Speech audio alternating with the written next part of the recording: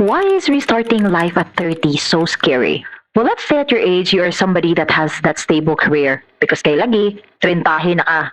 Maybe you've been working for years now and have reached the heights of the corporate ladder. Or maybe you've already achieved the highest educational degree. You're old enough to have responsibilities, but young enough to still feel like, wait, sakto pa ba niya akong gibuhat sa akong life? And the funny thing is, at your age, the question still exists, even if you actually have the life you enjoy. You travel when you can, you meet with your family and friends conveniently, and you realize that you have grown. You have changed for the better. You become someone your younger self probably would not recognize. But somewhere along the way, you also start thinking about what's next. Maybe you still love the life you're living, but deep down, you already know na dili ka para diha forever. Because there is a quiet part of you that has already started letting go. Not because you hate your job, not because you hate your life, but because somewhere inside you have started wondering, what if there's something else for me out there? A quiet realization that you are ready for a new chapter and you just don't know when it's going to happen. So you delay things because you think you have time. But then life happens. You lose your job, your plan gets out of its way, you go through moments when you feel lost, stuck, or even depressed. Kay nausap ang tanan. You thought you were going one direction, but then life opens a completely different door. The thing you have been thinking about for years suddenly happens in a matter of weeks. Makaingon na lang kag, Hoy, wait lang, dili pa ko ready. You thought you were still preparing for your next chapter, but suddenly, you are already living it. Change is hard.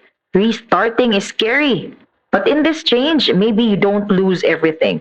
Maybe you just simply lose the certainty you once had. And honestly, that is scary. Kanang dili ka sure kung worth ba ang risk? Because we were taught that by 30, we should already have everything figured out. Stable career, stable relationships, stable finances, stable life. But what if? What if your life doesn't work that way? What if your timeline is just different from the others? What if 30 isn't the age where you should have everything figured out? What if it's just the age where you are finally brave enough to admit that maybe you want to do something different?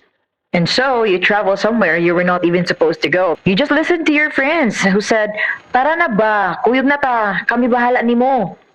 And somehow, that trip, that decision to say yes and go becomes the beginning of something bigger. Because sometimes your life's next chapter doesn't arrive looking like an obvious opportunity. Sometimes it just looks like a vacation. It looks like a conversation that started from your Instagram story, a random invitation. And suddenly, your life starts moving in a direction you never planned. You leave your country, the people you love, and yes, it's freaking hard. The hardest thing isn't leaving a bad life. It's leaving a good life. And you left because you believe there's something more waiting for you. And that's what restarting life can look like at 30. But guess what? You're not starting from zero. You're starting with experience, with everything you've already survived. You don't have to know everything. You just have to be willing to take that step. Even when you're scared. As they say, the moment you're most scared is the exact moment you're meant to jump. Because maybe you're not behind. Maybe you're just being redirected. Maybe the life you planned was never the only life available to you. Maybe there's another version of your life waiting on the other side of one brave decision.